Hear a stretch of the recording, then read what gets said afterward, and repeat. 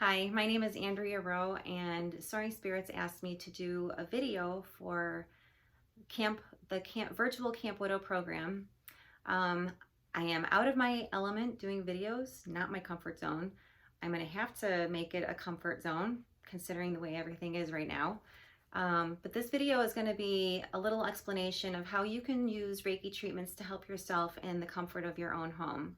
I have a small business called Bridge to Balance LLC that primarily focuses on Reiki, but I'm going to be touching on a little bit of other modalities, ancient modalities that have been around since people started, that are really helpful for finding balance in mind, body, and spirit.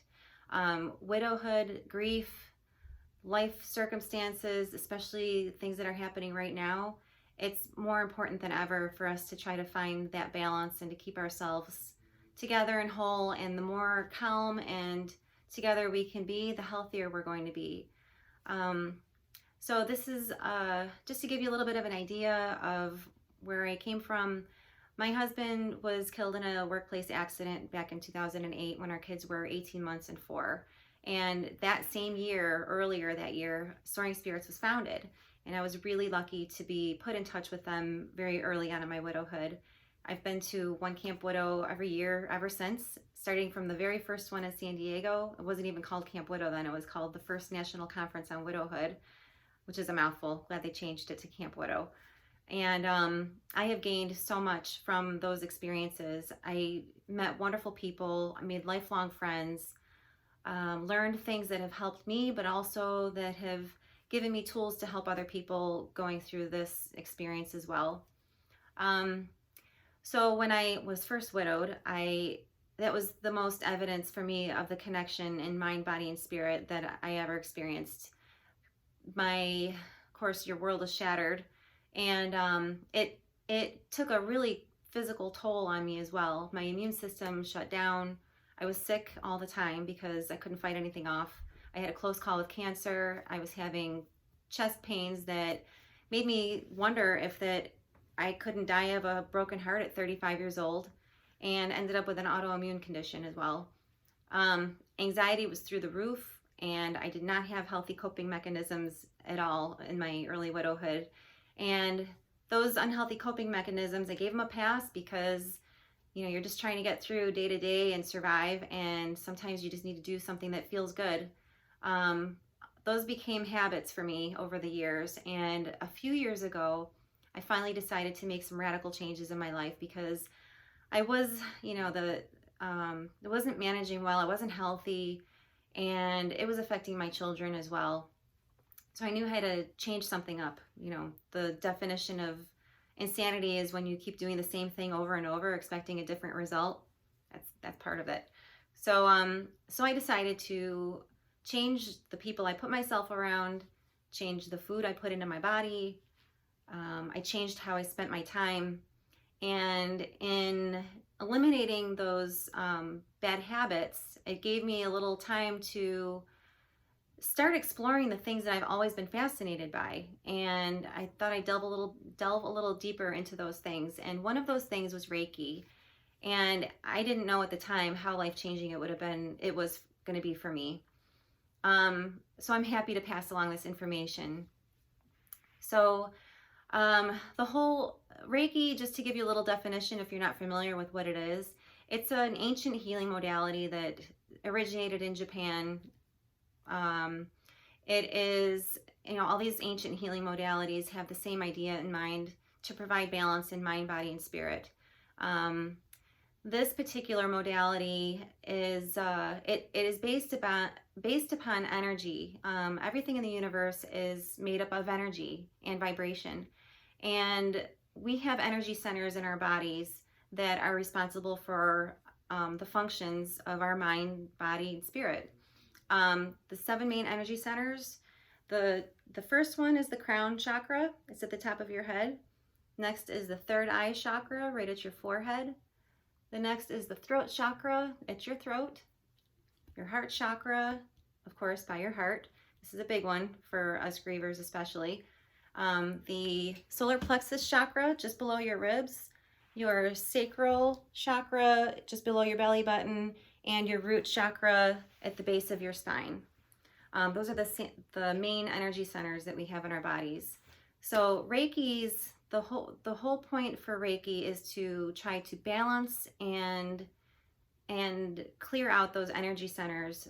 When we are grieving, upset, stressed, if we aren't doing healthy things for, physically for ourselves, those can create blockages within those energy centers and cause us to not feel well. When those energy centers are unbalanced or blocked, that's when it creates illness, and when we don't feel good, and we're tired and depressed and unhealthy. So the whole point is to clear those energy centers so that we can have optimal health and feel happy and be able to face the challenges that life throws at us every day just a little bit easier. It really does help. One of the premises behind Reiki as well is that it's based upon relaxation and calmness. So your body heals optimally when it's in a relaxed state. So one of the ideas also is to kind of use it as almost like a form of meditation. There are a million different ways to meditate. I find that just trying to balance my energy centers has been a form of meditation for me in itself. What you can do to do this for yourself, it's important to find a quiet area of your home. If you can, try to eliminate as many distractions as you can. Maybe put a little bit of soft music on in the background. I like Reiki music. If you look on YouTube or Pandora, you can actually find Reiki healing music that will help set the mood and create a little bit of a more calming atmosphere. So either you can sit or lay down, whatever you're comfortable, as long as you're comfortable. And don't worry about following these directions to a T, because perfection can be stressful and you want to be relaxed. So there's not really a way to mess this up. So don't worry about it. So once you're in a nice relaxed state and you're comfortable in your chair or wherever you're putting your body, you can close your eyes, and what you'll start doing is you'll focus on your crown chakra at the top of your head. The way to kind of remember what these chakras functions are, there are a lot to these chakras. So I'm going to keep it as simple as possible just to give you a basic understanding of what they're for. So this one, you can think of it as your connection to the universe. This just may briefly, I guess, say, I am divine. And then for this chakra, the third eye chakra, I am connected. The throat chakra, I am expressive. This is how we speak our truth and for ourselves and others. Our heart chakra, I am loved. And this is where people who are experiencing a loss or any kind of a hardship in their lives, this is where we hold our sadness and our grief and disappointments and traumas. So this is a good area. You can take your time and spend as much time on any area that you feel called to spend the time on. So the heart chakra is a good place to focus when you're doing this for yourself. So this is I am divine, I am connected, I am expressive, I am loved, I am strong, I am creative, and I am safe. Those are the easiest ways to remember the chakras and what they're responsible for.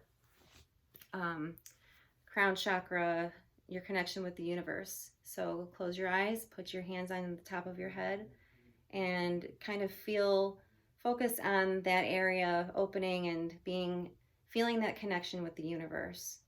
And then you can, for your third eye chakra, you can put your one hand on your forehead, another hand behind your head, behind the back of your head, and focus on that area and feeling your intuition, trusting your intuition. I am connected. And then moving to your throat. Like I said, you can spend as much time or as little time as you feel that you need to on each area. your throat chakra, you can have one hand behind your neck and one hand in front. And you can feel, the healing energy flowing through from the top and working its way down into your throat chakra. And I am expressive. I am able to speak my truth and be honest with myself and with others. And then with your heart chakra, I am loved, and feel that connection with yourself. That love of self is so important. And then you can also feel that love for others, and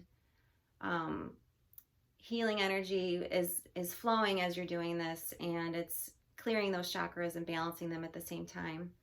And then moving to your solar plexus chakra, I am strong. This is like an area where we hold tension too when we're stressed, and this is in kind of the area for like self-esteem and self-confidence right here. So this is an area that, if you're struggling with any of those things, that you can focus on as well. And then moving to your your sacral chakra, it's the, just below your belly button.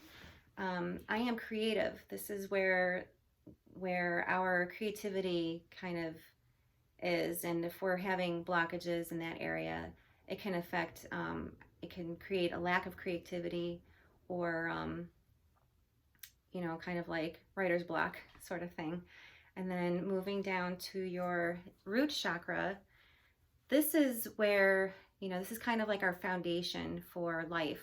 So this is where, safety and security and stability kind of lies. And that's another area that if you lost the person you expect, that you were spending the rest of your life with, that's shaken. You feel like your support and your foundation has been rocked, which it has. So this is a good area to be focused on as well when you're doing this for yourself in your home. You can put your hands in two places at once if you feel called to do that. So like, for a griever, I think that it feels right to me to put one hand on your heart and one hand on your root chakra and kind of focus on those areas. And grounding is an important element of this as well. So it's when you ground yourself, you probably have maybe heard that before, but it's actually like the way I ground myself. I picture roots coming from my root chakra that extend down through my legs and deep into the earth. And for me, it makes me feel like I have a connection with the earth. I feel more stable and supported and safe. And when you also have that connection with the divine, the universe, from your crown chakra, it's a nice way to provide healing from your whole body, and in mind, body, and spirit. There are a lot of different ways to try to achieve that balance, but that's one of my favorite ways is Reiki. I hope that you found this video useful, and I'm happy to answer any questions if you wanted to contact me. I think that Soaring Spirits might provide my contact information along with this video, just in case anybody has any questions, or if they want to learn more. I'm happy to help. I'm going to be posting some things on my website as well to help everybody through this trying time. So try to think of it as this is a good opportunity for giving yourself this chance to take this time. A lot of people don't want to do that because they feel like they have other things to do. There's so much to do all the time, and they don't give themselves those moments. It's a really good idea, especially now with everything that's going on. We have a little bit more time to do that, and it's essential at this point for us to take that time. We are doing something. This is a very productive thing. When you are relaxed, in a relaxed state, it gives your body and your mind and your spirit a chance to heal. This is how the most healing takes place. And it's also a really great way to get in touch with yourself. Have those quiet moments. It helps to give you clarity and perspective on things in your life, and it really does help. Just give it a shot and see if it works for you.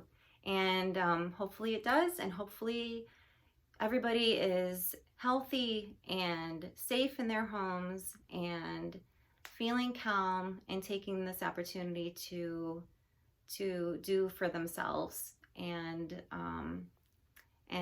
be kind to the world. We all need it. And I'm sending all kinds of love and Reiki energy to everybody. And that's the end of this video for now. Thank you so much for listening. Bye-bye.